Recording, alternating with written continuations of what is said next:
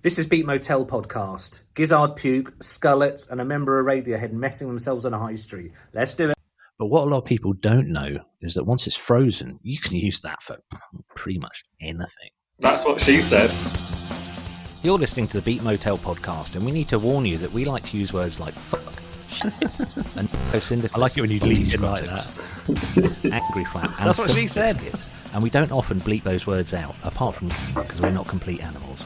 But if you understand that and you like music, then listen on. That's what she said is like a proletariat modernist or modern stupid version of said the bishop to the actress or said the actress to the bishop. Oh man, I'm just saying. I assumed it was used. At least with say the actress to the bishop or say the bishop said the bishop to the actress. At least that's equal opportunities. It can go either way. I've just said it because they sort of made a running joke of it in the American version of The Office because it is like the stupidest thing.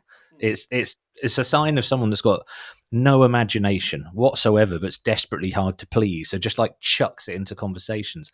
Unlike the much better throwaway thing that's used in Brooklyn Nine-Nine. Have you seen that?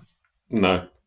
There's a recurring joke, and it's said by anyone, both sexes. The recurring joke in that somebody says something. This is how jokes work, one person says something just to really mansplain it to you. Somebody says something and then somebody else will say, tightly your sex tape. Now that's better because it works both ways and it's hilarity ensues. Just always. Without fail, always. Now, let's listen to your riff of the week, shall we? Did you see before we do? Did you see some of the clips from last week's episode? Oh, I studiously ignore myself. I've stopped letting AI. Well, I've stopped just pressing publish when the software conjures up whatever because it just got stupid. Like, join us on a hilarious journey through the mystical world of Black American music or something, and you're like, fucking hell, I can't have that. That's atrocious. But yeah, just starts everything with the hilarious. Join the wacky too, and like, I hate technology. So I thought you could say you just hate words. I grow older and become more and more of a Luddite, and proudly so. Proudly ignorant. Yeah, but some of the laughter tracks. There's a clip that was just you and I struggling to breathe for about 30 seconds. I did see that one. I enjoyed that one. Absolutely wonderful. I got home from the recording and showed it to Emma immediately, and then watched it about 3 times. I don't think it's narcissistic. It's just nice. I mean, it's like I might save it as a little bit of medicine for if I'm feeling down. I just listen to you giggling like a titmouse. It's my pet name for my wife. Titmouse? From my wife, let me be clear, yeah. Or she calls you Titmouse. Yeah. I think it's one of those words that's so endearingly sweet and yet completely innocent. But it's a very British thing, I guess. Anyway, let's have your riff of the week because we are notionally a music podcast. And I've checked all the clips work this week as well. So here's your clip. That was weird hearing you not harmonise with that. I'm going to press it again to give us a fresh run at it.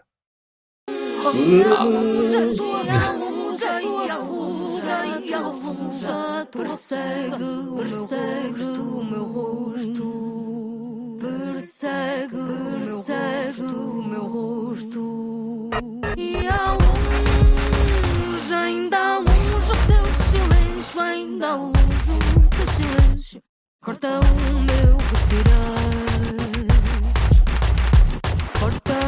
meu respirar.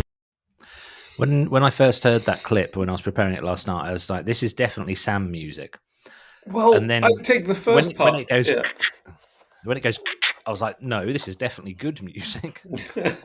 Not that the two things are mutually exclusive. Yeah, fuck you, man. I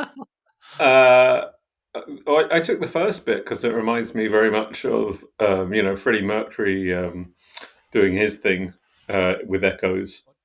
Dale. No, no, it's I think on the second album, Here I Am. Can't remember what the song is, but he certainly plays with the echo of vocalizing, sort of playing with himself. It's that definitely reminded me of that, and then the rest of it doesn't.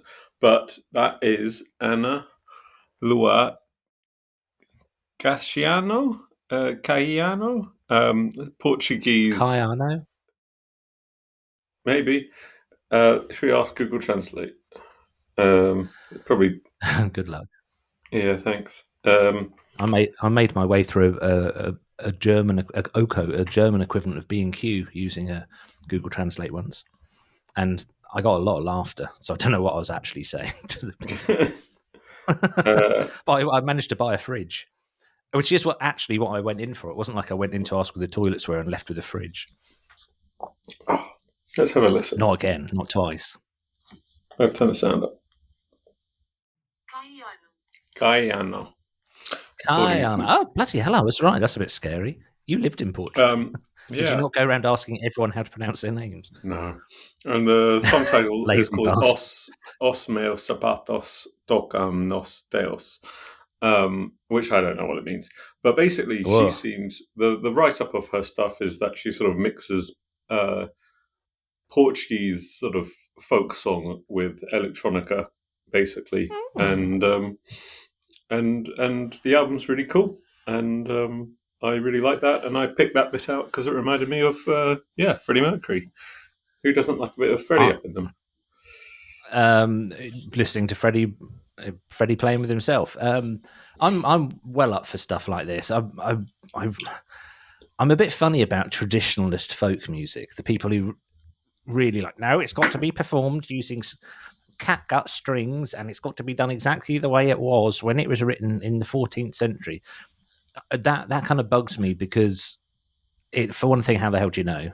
I mean, I'm quite old, but my memory doesn't go back any further than 1976. But also, folk things like language stay alive by evolving.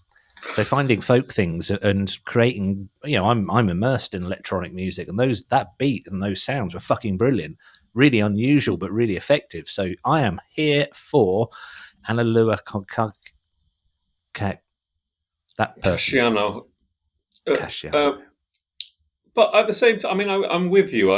With purists, like folk purists, who sort of say, "Oh, you can't do anything," and to evolve an art form. I agree with you, but it is a very interesting project in itself to try and recreate a sound from the 1400s, to sort of suggest what music might have sounded like before we have any inkling of what it sounds like.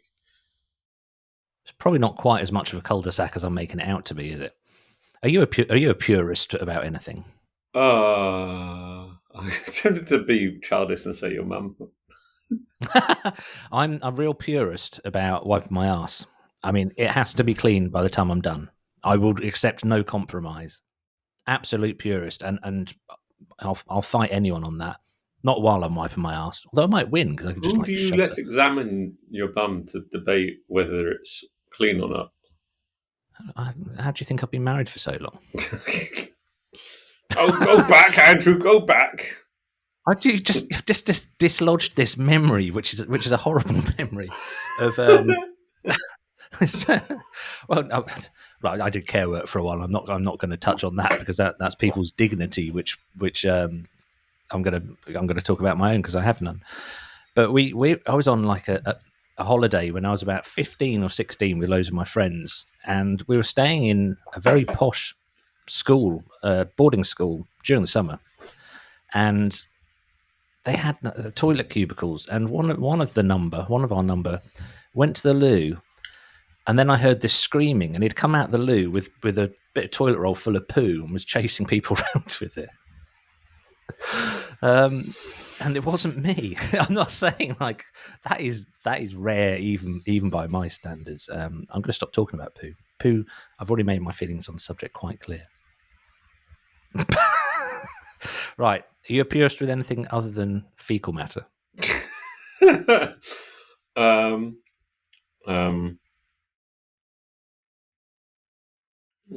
you know what I like on podcasts? I like it when people are just thinking in the silence. Give me a track of the week and I'll answer before you can tell me. Before What it I was. do, I'm just going to say I know what the song title "Os Meus Sapatos Tocam Nostos" means. Something about Do you wanna know? shoes. Ah, which bits? How did you know that? Sapatos. Yeah. Hmm. All right. That It word came means back. it means my shoes. God, I wish I could just remember words rather than a mental image of someone running around with a load of poo. My shoes touch yours. My shoes touch yours, and I don't know if it's. I assume it's a romantic kind of toe-to-toe thing, but another stupid habit me and my friends had as teenagers is when you're walking behind someone, when they when they lift their foot to take a step, you put your Don't foot joke. on. That fucking child did that to me the entire walk from Fiverr yesterday and insisted that I hold his hands so he didn't trip over.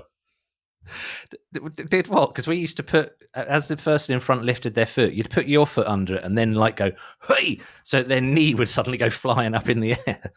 Surely your 4-year-old child didn't have the mighty thigh strength to do that. No, he was like, I don't know what his intention was, but it resulted in very slow walk.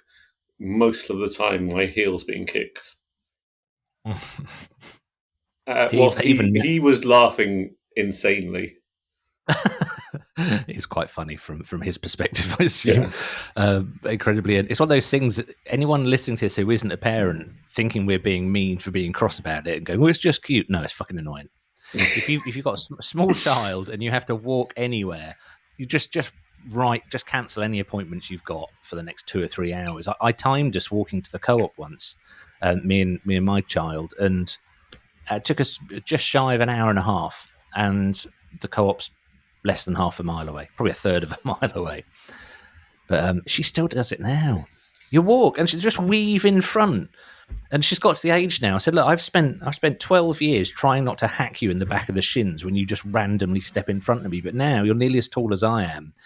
So I'm just gonna carry on. But how tall was that? 6 foot? Not even 6 foot. Can't do private jokes on a podcast. But listeners, I am not even 6 foot tall. Probably less than 6. I was 5'11" and 11/12 or something. Oh, fuck. The crippling weight of life has brought you down to my level. And with that, let's play my riff of the week.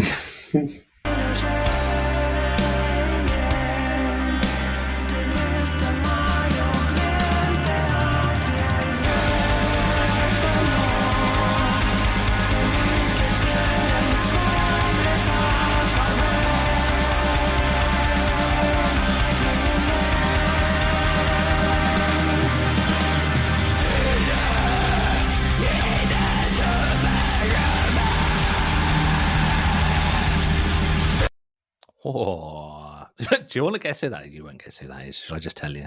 Who's that? It's a band called Bizarre Cult. I saw them. They had Dead Soul Festival or Dead Mind Festival or Dead Something or Other Festival in Ipswich on Saturday, which is a extreme metal all day held in the Baths. Just an odd thing to say, isn't it? The venue called the Baths. And I'm not really a fan of a lot of the sort of more standard metal stuff. So there are a few bands playing that just didn't do anything for me. And there was one band, the bassist was really, really loud. And I've realised now just how shit that sounds in most metal. Because he was also, they were going, dun, dun, dun, dun, and he was going, bing, bing, bing, and it just sounded absolute bollocks. And then the other band next, this song's called, I'm not going to say it because it was so unpleasant, but Weaponized Aggressive Thing. And I just, that sort of stuff, I'm like, ugh.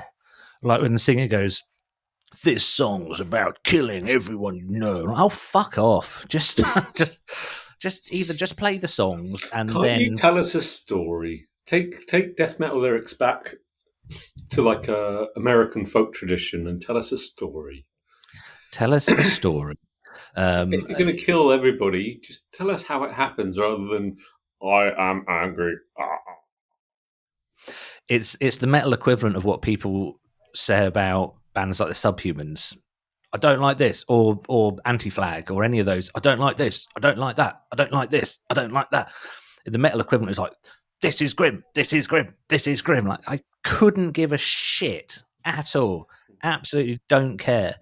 But then this, and there, everyone. I do love metal. I mean, I go to probably more metal gigs than anything else, and have done for a while. But when all the bands look like they've been generated by some sort of metal band photocopiers, and someone's just accidentally left their finger on the button too long, and all the band members just pa-chunk-kunk, pa-chunk-kunk, pa-chunk-kunk, then it's quite boring. Although I did learn a new word. I learned the word skullet, which is new to me. Do you know the word skullet? It rings a bell. What does it mean? While I was watching the band, one of the bands, I got a WhatsApp message, and somebody sent a video of the back of my head to me. Somebody I know, because that would be weird otherwise. And listeners and viewers won't know this, but I've been making a long running series on YouTube about Mark Twain and about how he wrote a book called Roughing It. And I got this WhatsApp message that just said Mark Twain had strong feelings about skullets at metal gigs. And I sort of looked behind me, and it was a friend of mine. And I went and said, what the hell is a skullet?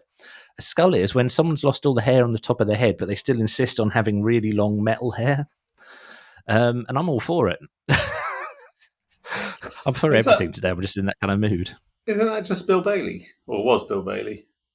Oh, well, yeah, I suppose he had a skullet, but this guy had the proper wispy, no, Bill Bailey had the wispy one. This guy had that. Some metalers' hair regime must be remarkable, because they had like beautiful, healthy looking hair, like genuinely incredible kind of looking hair. Whereas Bill Bailey was a bit more of a wispy jobby, wasn't he? Yeah. Before he went on to Strictly Come Dancing fame. Someone was telling me about the other day of seeing pictures of bald men back in the day, when, and just saying, they barely ever embraced it. And it used to be comb over city. That's in my generation. That has changed completely and utterly. It was only when I was in my 20s, I think. That is the major positive contribution that skinhead culture has given us.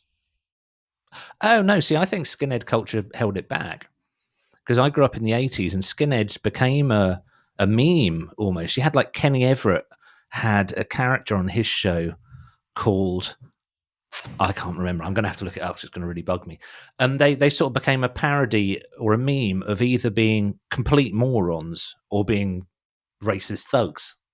So I think the skinhead thing actually held it back. I don't know what actually changed it. It was probably something really mundane, like Premiership footballers started just embracing their baldness. I don't know, something like that. Did you ever have long hair, Sam? Oh, yeah. When I was a teenager, I had very long hair. Did you? I want to see that. Gizzard puke. Sorry. Just remembered it's gizzard puke. I think I'm going to have you were calling me. No, gizzard puke. Yeah, Kenny Everett was gizzard puke. So, yeah, I don't think that helped. And there's going to be people screaming at the podcast now, because I can see images of gizzard puke, and he wasn't a skinhead.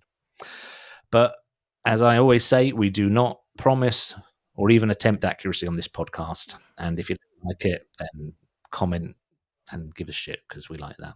And then do something else with your life. So all these bands, it was getting a bit samey. And then I always like seeing really young bands at metal gigs, just because, and I mean like people in their bands in their 20s, because the average age of metal bands it kind of feels like it's my age, sort of late 40s, early 50s. Which is cool, because it gives me hope for the future that, I might be able to actually play on stage and have somebody enjoy it for the first fucking time ever. So when a band comes on in their early 20s, I'm like, yes, this is going to be interesting. And this band came on, Bizarre Cult. Although I'm pretty sure, I bought a t-shirt, and I'm pretty sure they spell cult KVLT. Is that how it's true cult? Is that how it's spelled? Yeah. But I think it's quite a brave name, because they're going to get some shit for that, especially if they're playing on the metal scene. Yeah. People are going to literally give them grief, probably in quite a bad way for it. But I looked them up. It's all going to be in like internet forums, so I'll be fine. Yeah, no, not real people. But yeah, they came on young, cheap black t-shirts. You know, they didn't have the beards, the long hair, the tattoos. They were just young, spirited fellows, actually leaping around a bit. Didn't have the guitars high, which normally like that's the payoff. If a metal band's young and they're not wearing the metal uniform, then they have their guitars high. They didn't have that. They were proper Ramones level, sort of thigh level guitars, and just scorching black metal. They're from Norway. And the singer said, "If you are wondering where the Norwegian black metal is today, we are here." I like stuff. It's like knowing this, that they're like, right, we've been slotted in as the Norwegian black metalers. We've got to give this festival some legitimacy. Yeah, exactly. But then got that weird thing where I looked them up so I could get the clip for this show, and they sounded nothing like what I expected them to. But I quite like that clip. That's the only one with the female vocal, but I really like Chelsea Wolfe and anyone who can do a metal vocal that isn't Nightwish. Yeah, that isn't the opera singer airlifted in over some bored looking metalers. Going to make a lot of friends with this episode, I think. But the headline band were bloody great. Winterfell from Winterfuel. Winterfuel, and Trees. I was surprised they turned. Well, no, I was surprised they turned up because the Winterfuel allowance has now been stopped by the current Are they Labour government. pensioners? That's what they were using their winter. It's what they were using the money they saved to do. They were great though. Winterfell again, proper raging black metal, but just done so wonderfully. And they were. I know they were good because they played for an hour, and I only thought it was about 10 minutes. And that for that kind of music, even if I really love the band, 20 minutes is about enough. The same thing happened with Ruins of Beveras a couple of weeks ago. I thought, wow, this is brilliant. I looked at my watch and it was like 11 o'clock at night, which is annoying when you're at a gig in London. You've got to drive all the way home. I mean, I'm going to see a trio of American bands tomorrow night, which is I think maybe Enforced, 200 Stab Wounds, and Gate Creeper, which I actually quite like. It's a good name, Gate Creeper, who did one of the most enjoyable metal albums so far this year, I think. Or was it last year? I don't know. But this year's, because it's quite long into the year. But it starts, as a parent, and on Friday night, it starts at 8 o'clock and the last band is on at 10.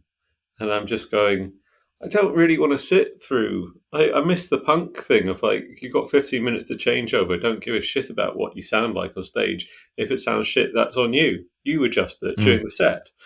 This half an hour changeover because everybody's got to use their own fucking drum kit.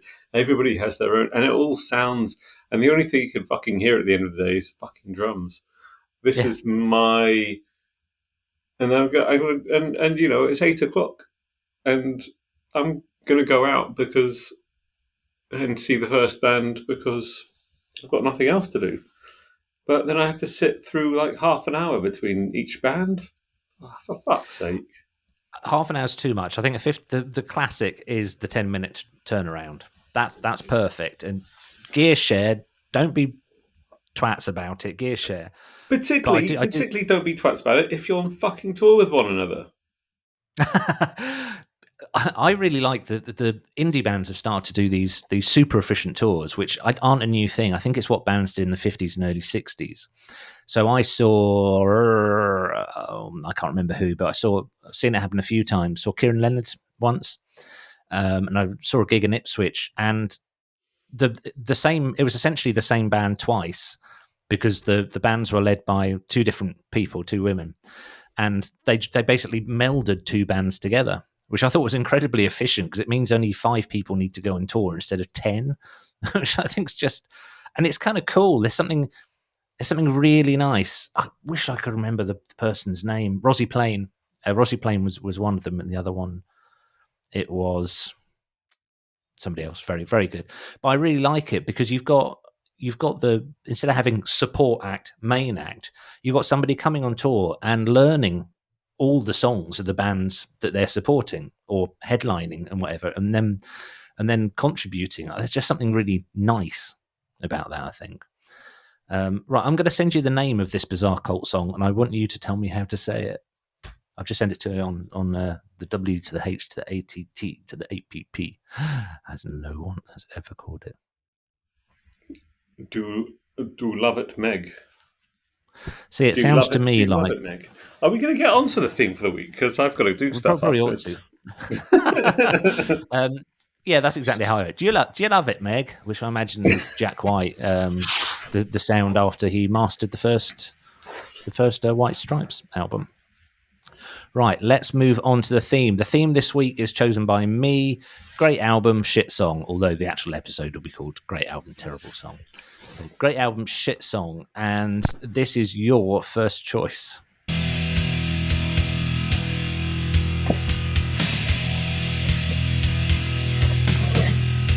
Messenger of fear in sight. Dark deception kills the light.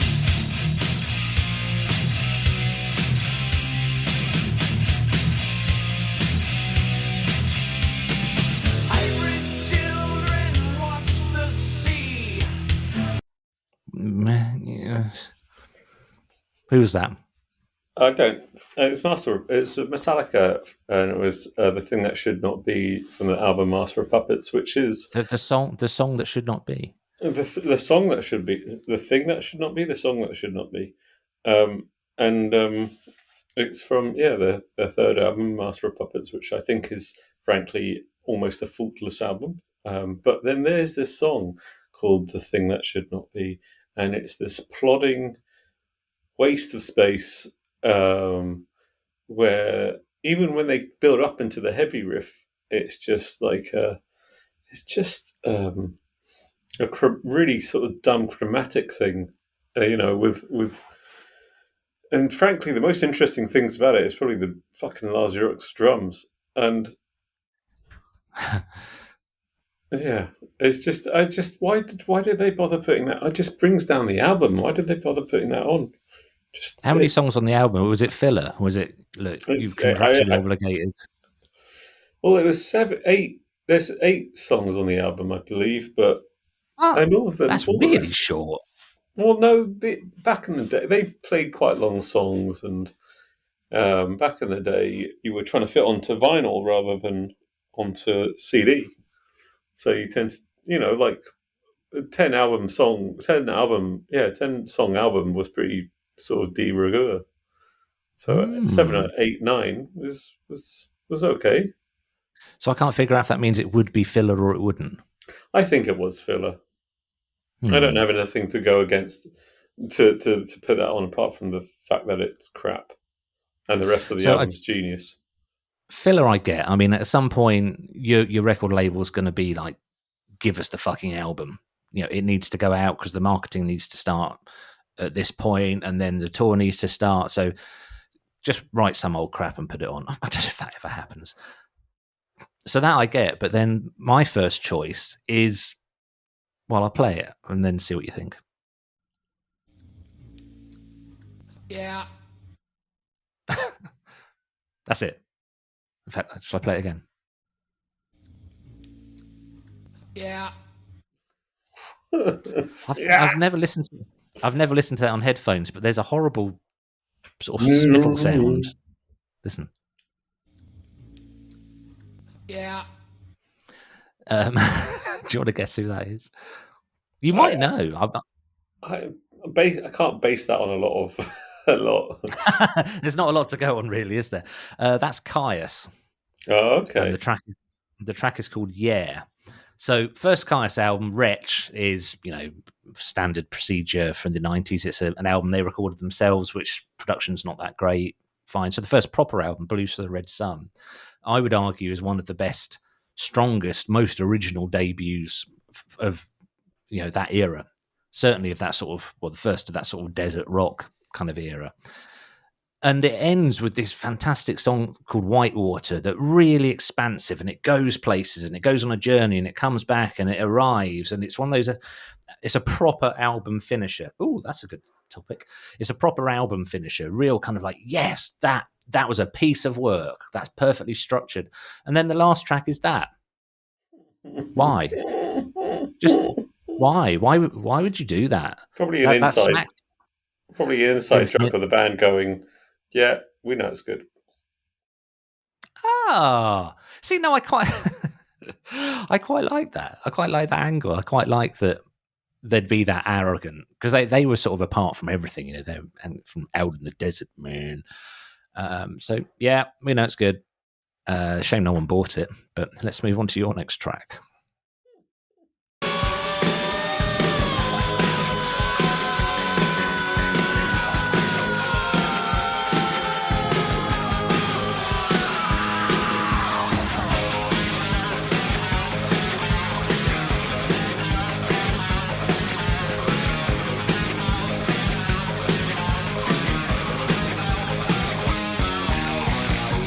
I've been thinking about sex. Always hungry for something that I haven't. What?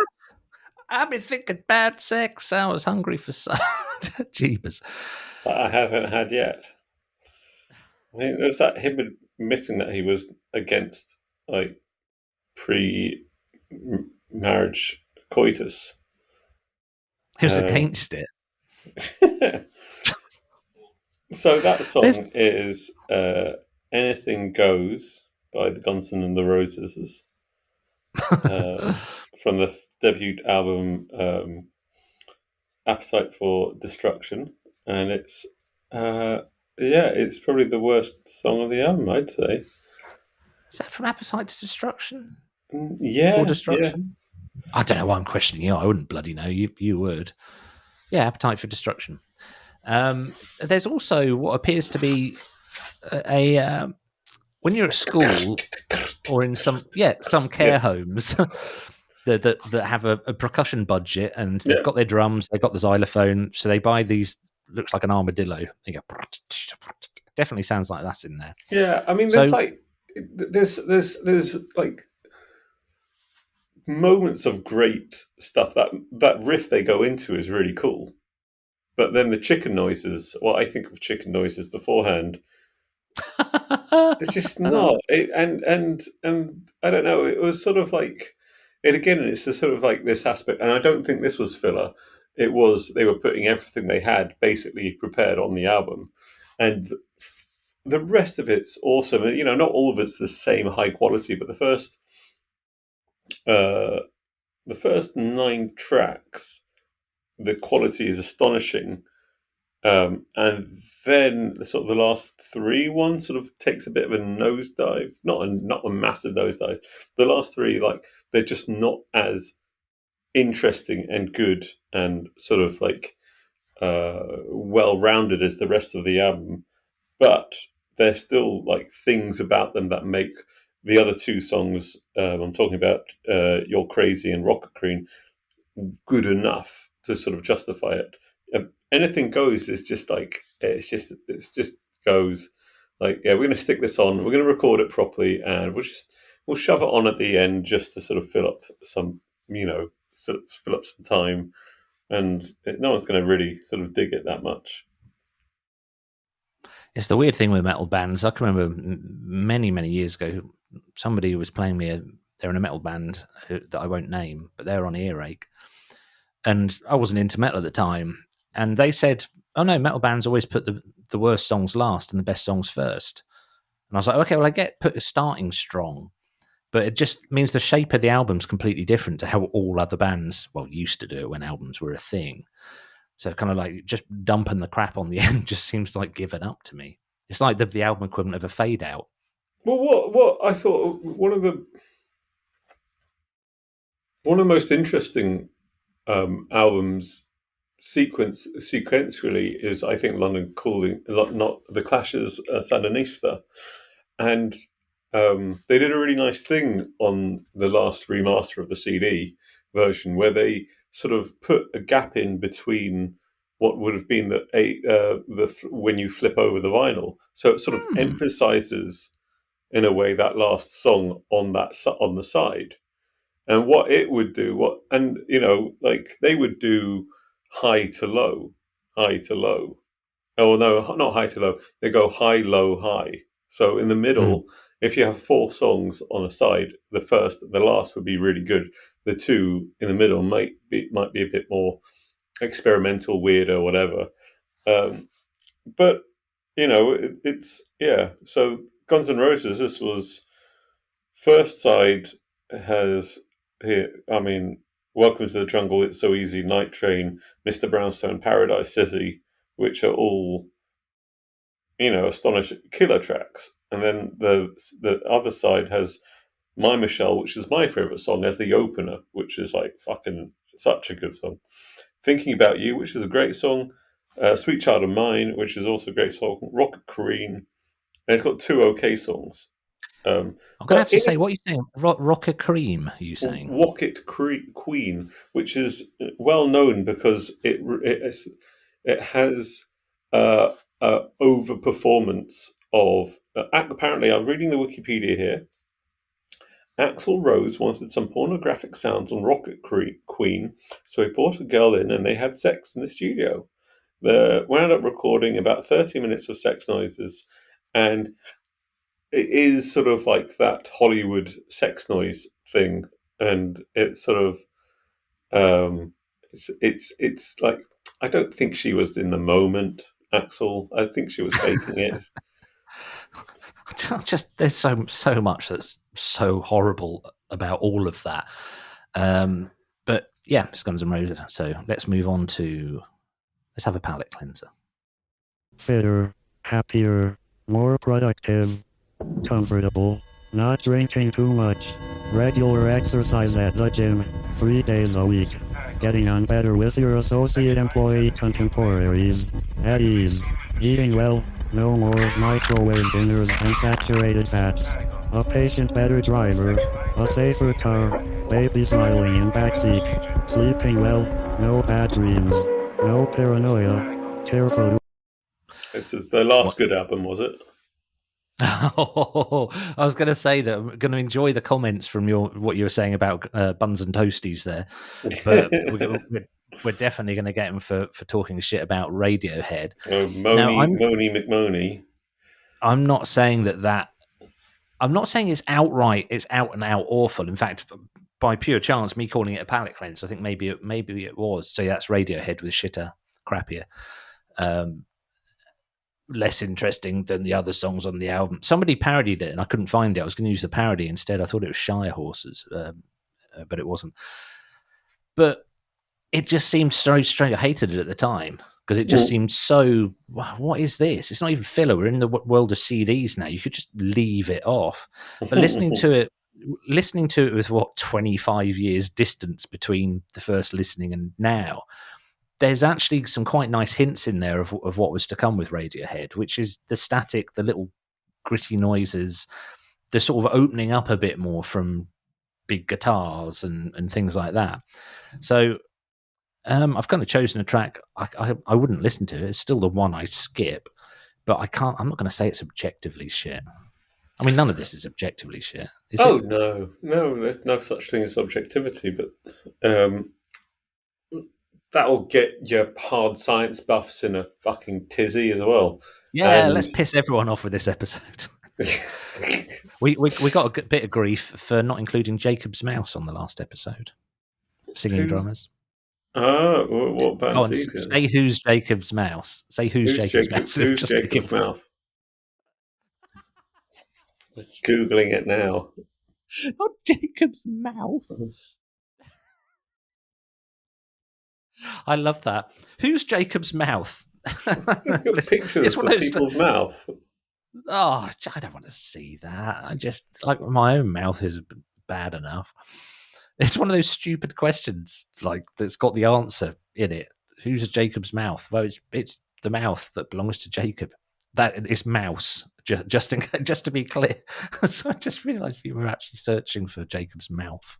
Who the hell's Jacob's Mouse?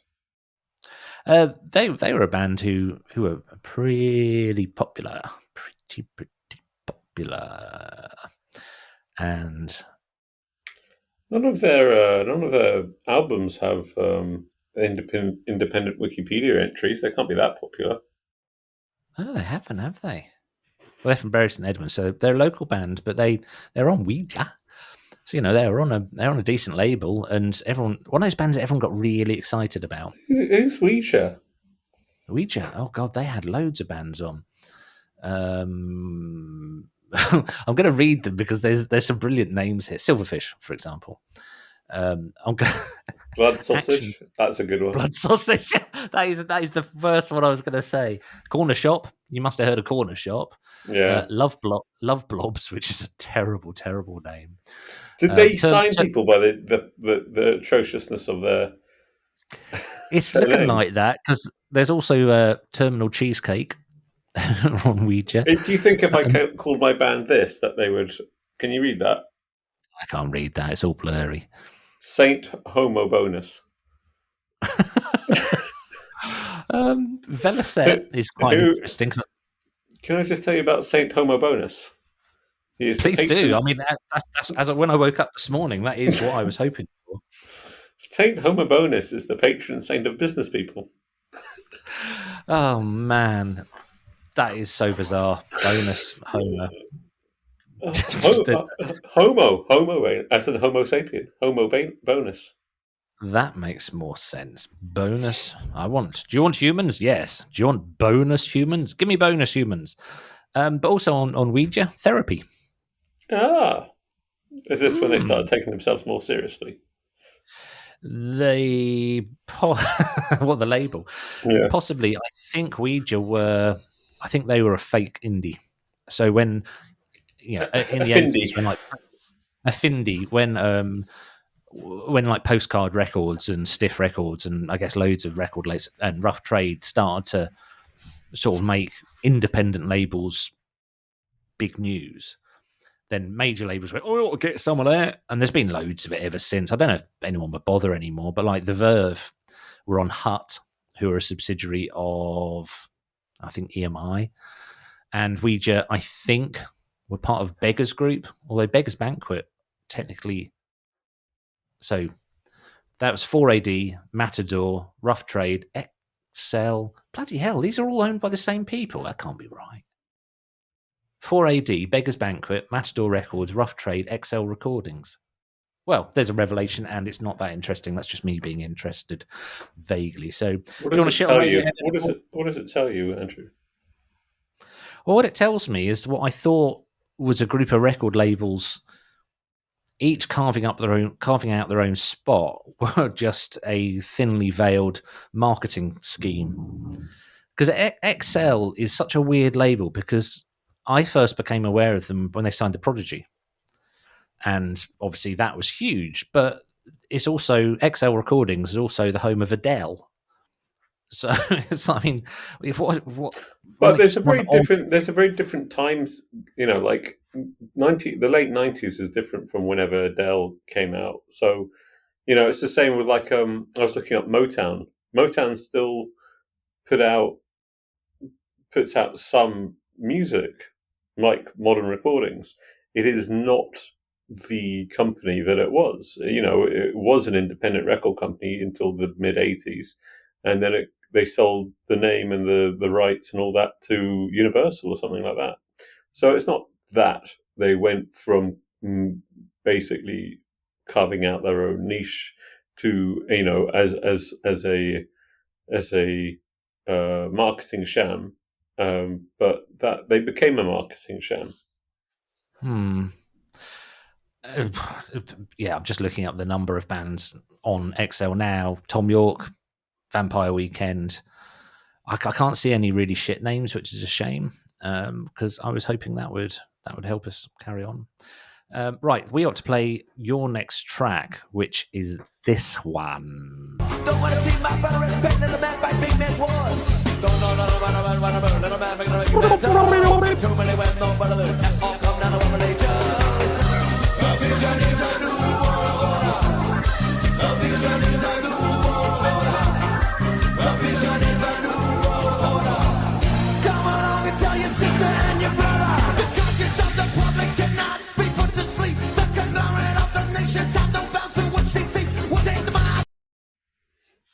I was wondering the other day, that was Rancid with Life Won't Wait from the album Life Won't Wait. But I was wondering the other day when I was listening to that, were Rancid one of the last great, until they one of their first 4 albums, last great modernist band before modernism and sort of self-knowledge overtook everything and made things like that sound really stupid. Because it's all about the conviction of like we're being earnest, we're being sort of, and yeah, just wondering about that. It was quite interesting to sort of listen to that against a band they're always compared to, which is The Clash, who, even though The Clash came out, I don't know, 13, 14, 20 years, almost 20 years before the Rancid, they had more self-knowledge than Rancid seems to put forward in their lyrics. We're having a conversation about self-awareness, I'd say. Self-awareness. So yeah, self-awareness, but bands living it. And it's a band practice with Monde Ligo, my new band. And we were talking about that. I've been to quite a few gigs in the last few years where you see the band on stage and like, right, this band was formed in a music college and they've come out and they've been trained how to do it, which I'm not against. I'm a fucking moron to be against that. I would have bloody done it if that was available when I was 18. I would have done anything. Oh, I'm against it. I'm completely against it. Fuck music. Excellent. Fuck music colleges. Go get a soul-destroying shop. Go get a soul-destroying job stacking shelves like I never had, because I've never had that sort of job.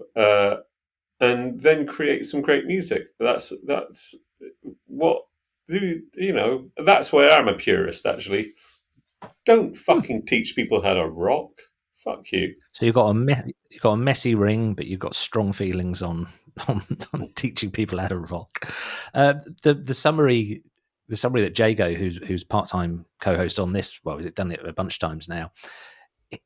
We were talking about the Libertines, and I said, I wonder if the Libertines were the last band that lived in a squat and lived the life and were dangerous to themselves and potentially others. And Jago just went, yep, they did the drugs. They did the homework. What a lovely way of describing it.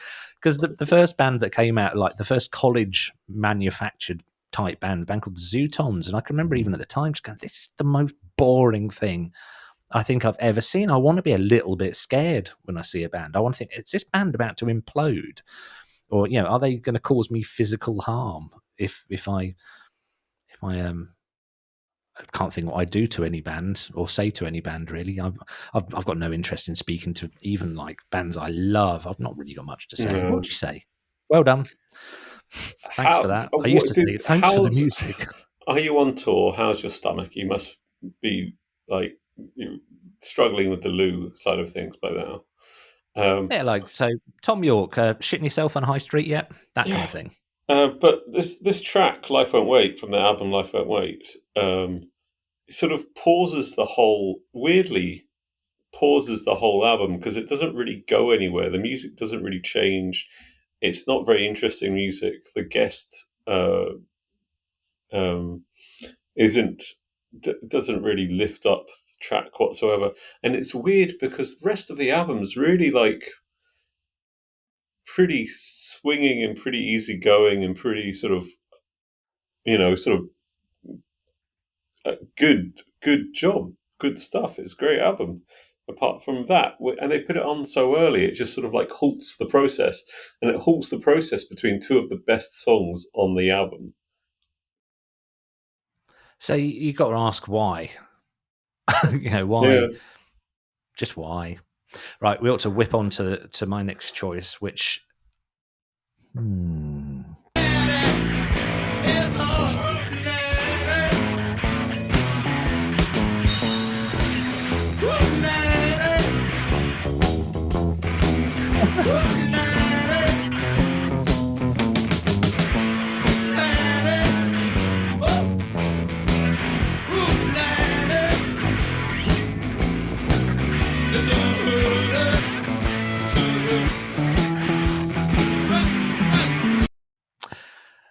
Go on, Sam. Who is that?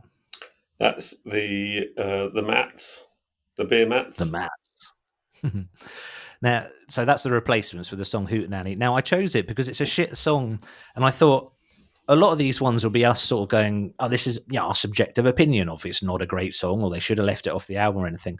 But I included this because I thought it's probably the only example I can think of a band putting a song on an album that's deliberately shit. I mean, like really working hard to put a shit song on the album. For anyone who hasn't heard, the album's called Hootenanny as well. This is track 1, side 1.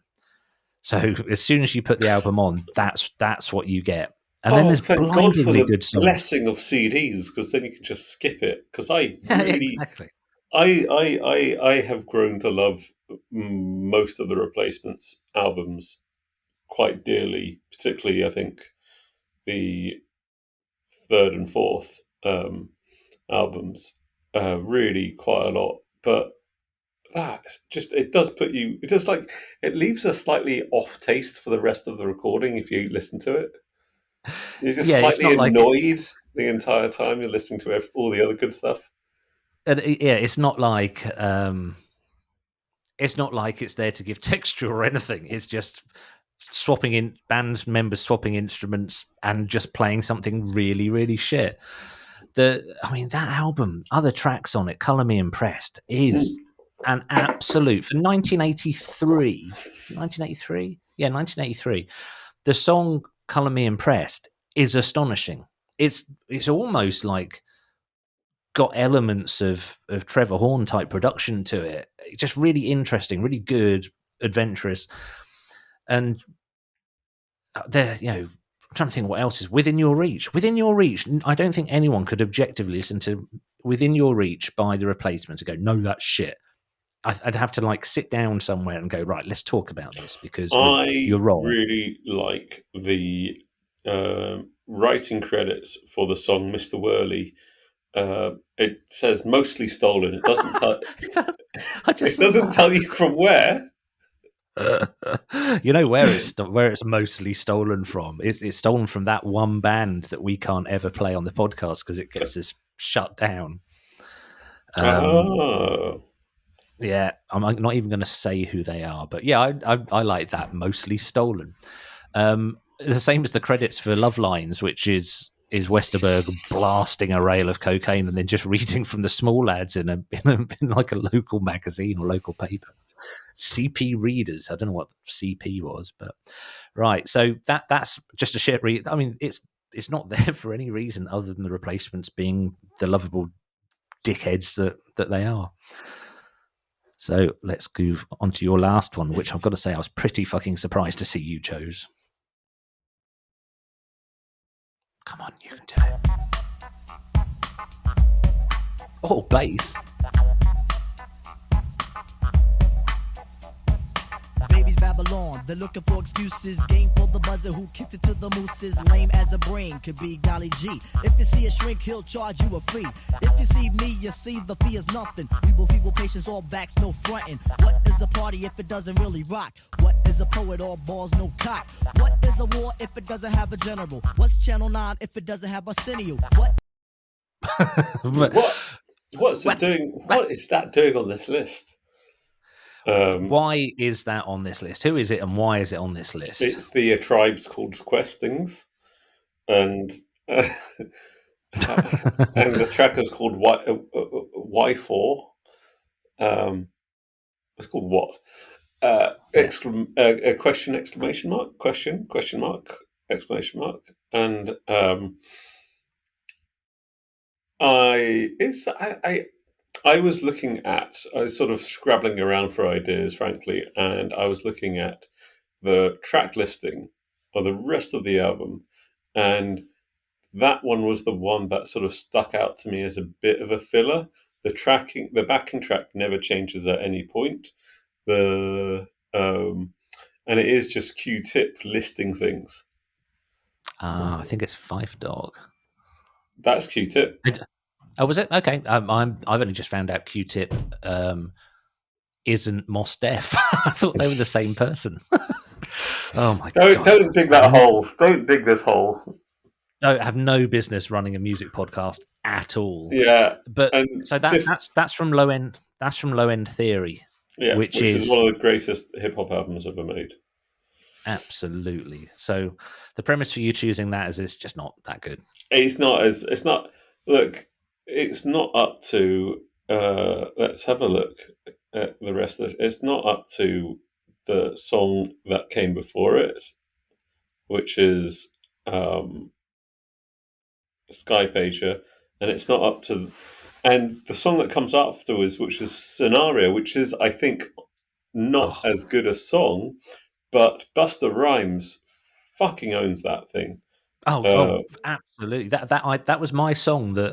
That's how I introduced Izzy, my child, into hip hop with Scenario, because it's the perfect entry point because it's got the call and response, it's got the brilliant flow, it's got the great lyrics, it's got the fantastic jazzy backing track, and you're quite right, it's got Busta Rhymes on it, absolutely nailing it. The first time I ever heard that, his voice when he guests on other people's stuff, well, his own, but more so when he guests on other stuff, is just it's like sprinkles.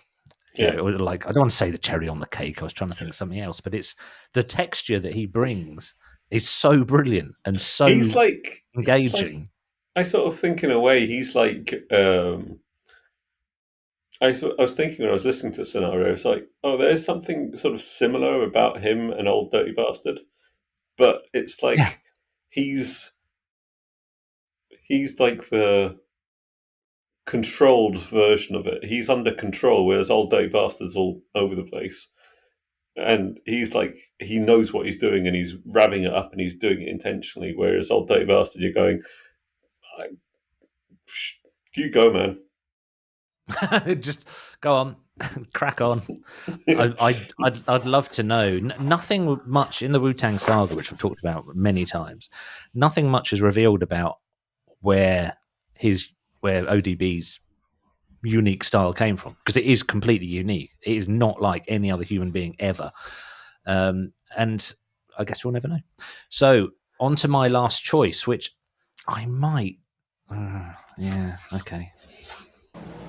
When the still sea conspires in armor, and her sullen and aborted currents breed tiny monsters, true sailing is dead. What the fuck does that mean? Well, it's Jim Morrison. Oh no, it's not. Well, yeah, it is. But... Awkward instant. Just right. Every accusation you've ever leveled at me about the Doors is proven in that one track. Anyone who doesn't like the Doors, anything they can say is proven by that track. It's called Horse Latitudes, and it's off Strange Days, which Strange Days just has some fantastic, if you like the Doors, obviously, has some absolutely brilliant tracks on it. Really, really strong. Well, Strange Days, Love Me Two Times, Moonlight, just People Are Strange, which obviously is still sort of in the public consciousness because of that other band recording a version of it for that vampire thing. I had to skip on from that. But that is Jim Morrison. Yeah, quite. Lost Boys. We've done our research. Echo and the Bunnymen covered it and had a massive hit with People Are Strange. But Strange Days as well. It's such brilliant music. But that is a sixth form poetry slam to odd random studio noises. Well, there's a moan in the middle of it that sounds like the rest of the band going, oh God, are we really doing this? Right, so Horse's Stiff Green Gallop, that works for me. And this is coming off the back of listening to the Adam Buxton, John Cooper Clarke podcast episode, which I think is one of the funniest podcast episodes I have ever heard in my life. And I absolutely mean that.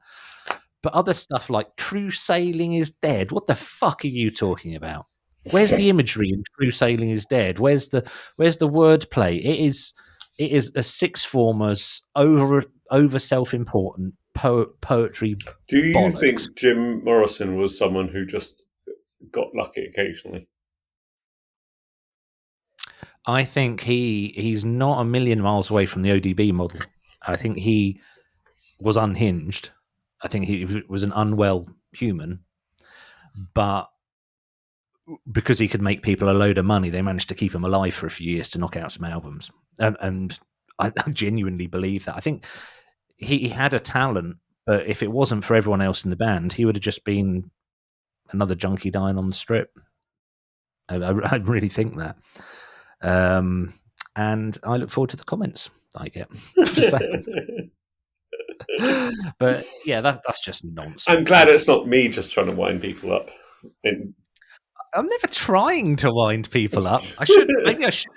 Maybe I wouldn't be so surprised when people when people just correct me constantly and tell me I'm a twat.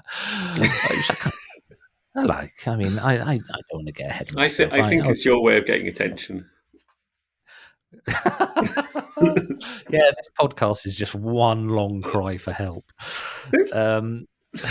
Yeah.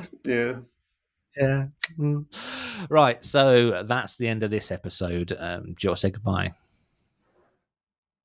No. Do you want to say your favourite swear word? No, don't say that one. No, I haven't got time to edit this. That's